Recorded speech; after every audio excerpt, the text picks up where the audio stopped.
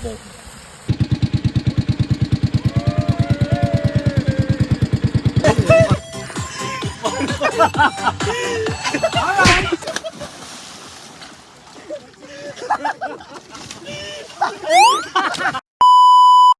What's up sa inyo mga kainang? At ngayong araw nga pala sa gitna ng aming paghila-hilata at pagtambay rito sa aming tarima ay biglang pumasok sa aming isip na kami ay magluto dahil nga medyo matagal-tagal na rin tayong walang pangsi. At syempre low budget tayo dahil nga walang sahor sa Facebook ay itong mga kangkong ang ating kakainin. At tayo naman ay masarap, adobo lang ang katapat ay tayong dali na yan. Yo, tayo mga kangkong. Dapa kangkong. Eh.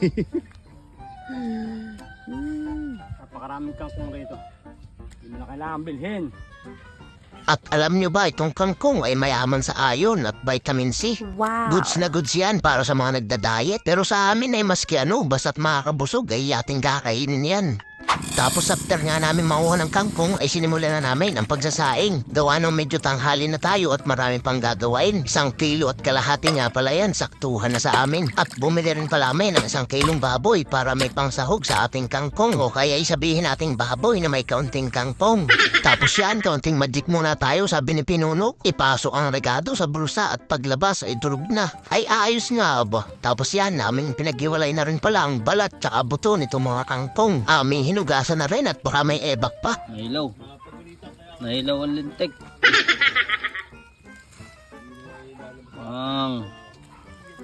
Wow. Kaya. Kaya boy. Saan marami na?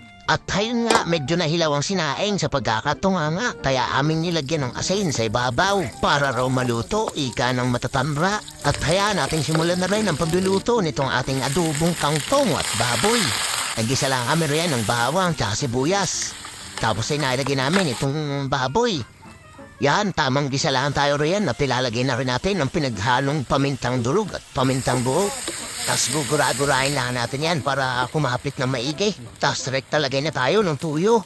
Mga 3/4 cup siguro at palob na rin itong suka para maluto. Yan, ganyan-ganyan lang yan. Huwag na huwag niyong tatakpan. Tapos naglagay rin pala kami riyan ng oyster sauce.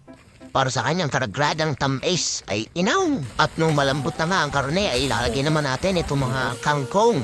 Tanang kangkong kongkong. Quality yan mga kainang. Isang like and share naman kung kayo natatakam. At pakipollow nyo na nga rin po pala ang aming page. Maraming salamat po. Boy. Oh, let's go. Ipakbet! Dami ng mga parapernalyas. At syempre, summer ngayon kaya rekta outing na tayo mga kainang. Nang hiram nga pala kami ng balsa sa mga gabi. Shout out! Dala-dala ang aming mga gamit ay pupunta tayo roon sa medyo hindi kalayuan. Wow! Hey! Let's go!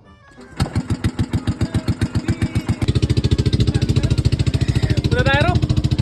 Malampas!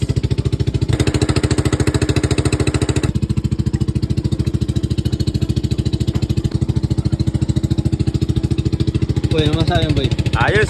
Napakaangas! Ito naman umaandar! Marina po kayo! Kakain na! Sa mga gusto pong magpagando, Magpabok. pabuk, punta lang kayo rito! 1.5 isang ulo! Bakit lang? Tusok boy, tusok boy.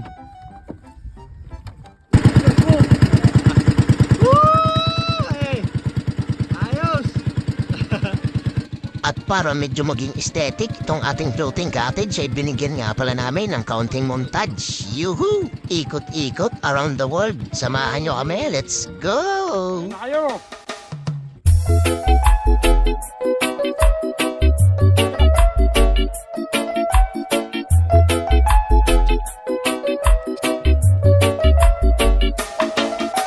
Oo. Guys, kain.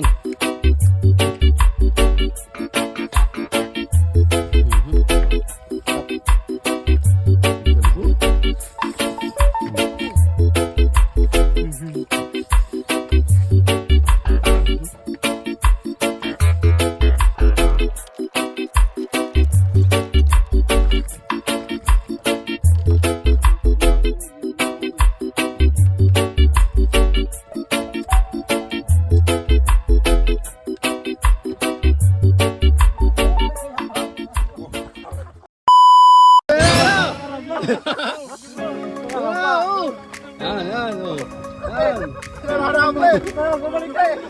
Oh, ayan, ayan.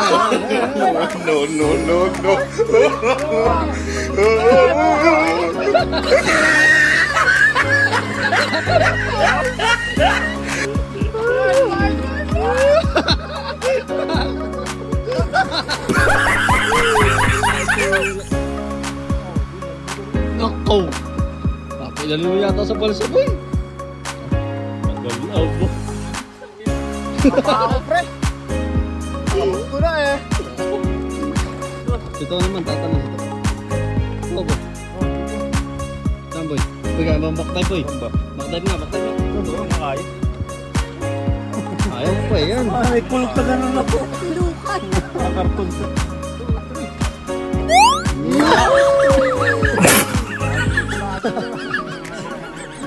Backdive na.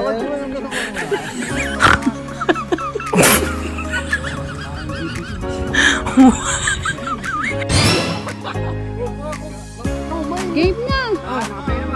Parang may naamoy ako hindi maganda.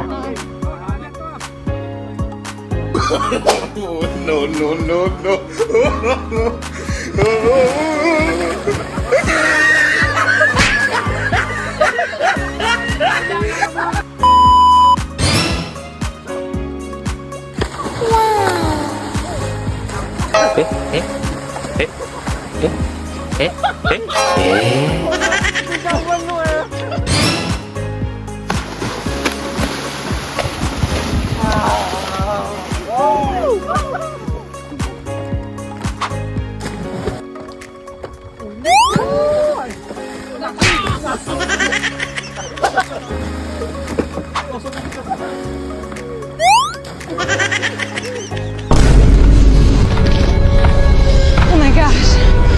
Yummy!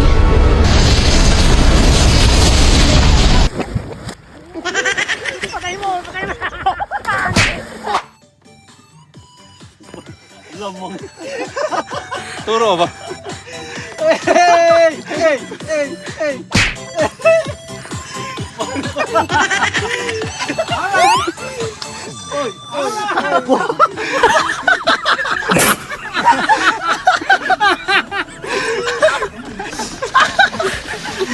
Dapat pala tatalbog pagkatapos.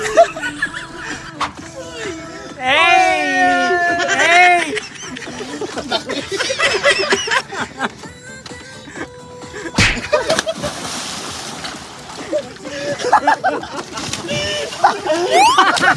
Please follow, like, share. Yun, at maraming salamat po sa panunood. See you on our next video.